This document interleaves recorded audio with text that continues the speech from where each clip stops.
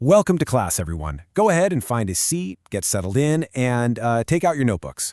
Today's explainer is covering one of the absolute most incredible stories of resilience and transformation in literally all of human history.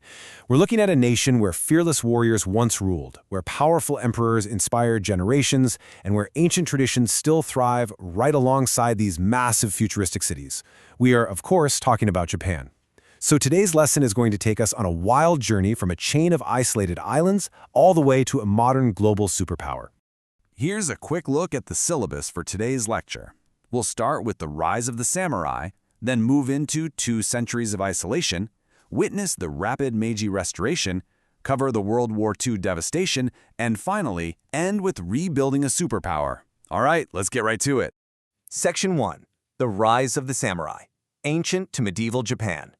Let's wind the clocks way back, over 2,000 years.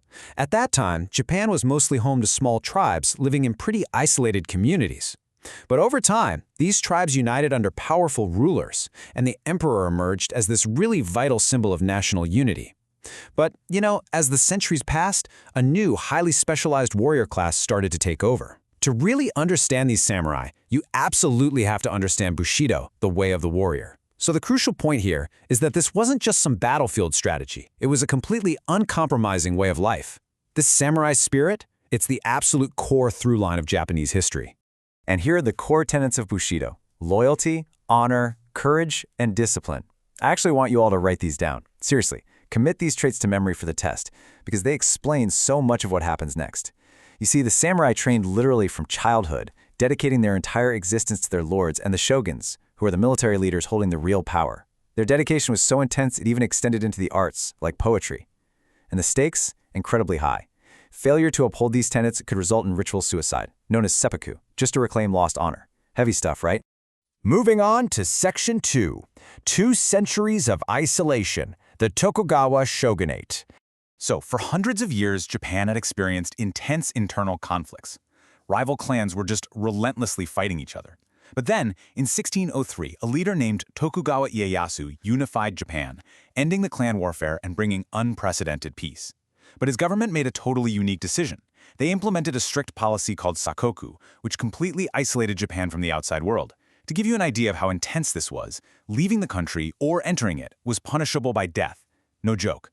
For more than 2 centuries, Japan existed in isolated peace, quietly developing its own entirely unique culture. Meanwhile, and this brilliantly illustrates the contrast, the West was transforming rapidly. Industrial revolutions were booming, and powerful Western nations were aggressively expanding their global influence. 2 completely different realities, happening at the exact same time. Which brings us to Section 3. The rapid Meiji Restoration, the end of isolation. Because, as we know, history never stands still, class. That long, peaceful isolation Japan enjoyed? Well, it's about to experience a sudden and massive jolt. The year is 1853. American naval commander Matthew Perry arrived on Japan's shores, demanding that they open their ports to international trade. His fleet actually became known to the Japanese as the Black Ships because they were these massive, modern warships that belched thick black coal smoke. It was something this isolated nation had quite literally never seen before. So put yourselves in their shoes for a second. How does an isolated nation react to modern gunboats just showing up at their doorstep? Okay, let's dive into this because the reaction was incredibly decisive. Japan's leaders realized instantly that the world had changed completely without them. They couldn't stay isolated anymore if they wanted to survive. And this realization led directly and swiftly to the total collapse of the Tokugawa Shogunate. What followed was the Meiji Restoration. And honestly, the speed of it was staggering. Japan leaped from samurai swords to telegraph lines and steam trains in the blink of an eye. The government launched incredibly ambitious reforms. Railways were suddenly being built all across the country. Modern industries emerged seemingly overnight. Entirely new school systems were established. And perhaps most importantly, their military was completely transformed using the very same modern technology that had just threatened them. Within just a few short decades, Japan modernized at an extraordinary speed, and they started seeking greater influence in Asia. They even demonstrated their new military capabilities with events like the Russo-Japanese War. This was huge. It was the first time in modern history that an Asian power defeated a European empire. It completely stunned the Western world. By the early 20th century, Japan had absolutely cemented itself as one of the most powerful nations on Earth. Section 4. World War II devastation, a dark chapter. All right, class, we have to shift the tone of our lecture here because Japan's aggressive expansion eventually led to the darkest period in its history. During World War II, Japan became deeply involved in a devastating global conflict, and this conflict culminated in August of 1945. 2 atomic bombs were dropped on the Japanese cities of Hiroshima and Nagasaki. The devastation was truly unimaginable. Entire cities were destroyed in an instant, and countless lives were tragically lost. Soon after this immense destruction, Japan officially surrendered, bringing the horrors of World War II to a close. Looking at the rubble, the global consensus was pretty much unanimous. Many believed the nation would never recover.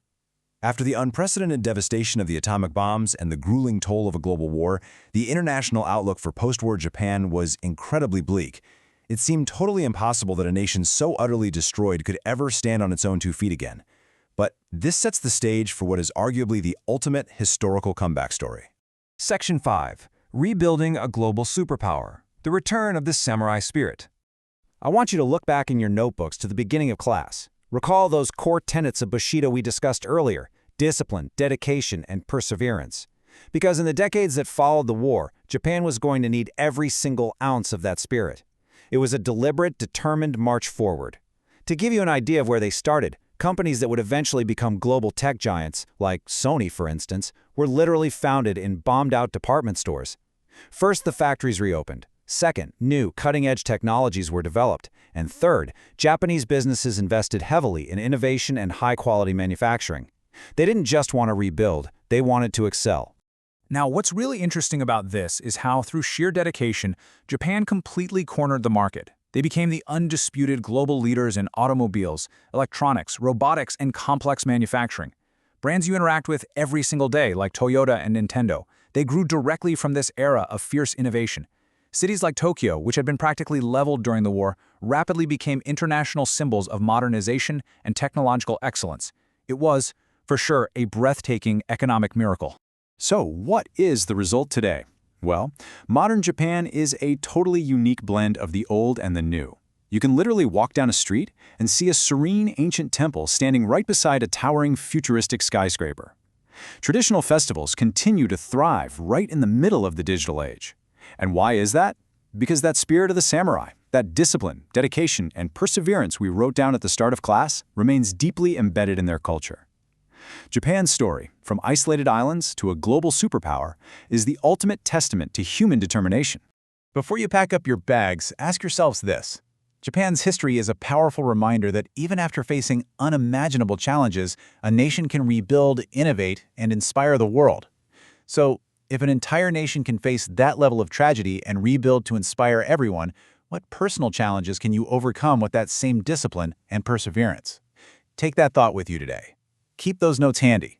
Class dismissed.